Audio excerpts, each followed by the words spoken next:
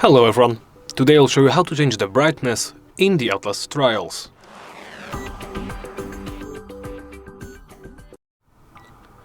Let's begin by opening the settings menu.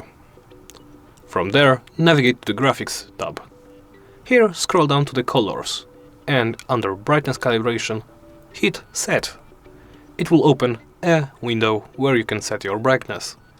If you would prefer a harder challenge and more moody game, set it lower, higher if you don't quite like the horror games, but you still get a kick out of this one. I'll set it to the baseline of 50 and then simply hit back. And that's it. Thank you for watching, and please remember to like, comment and subscribe.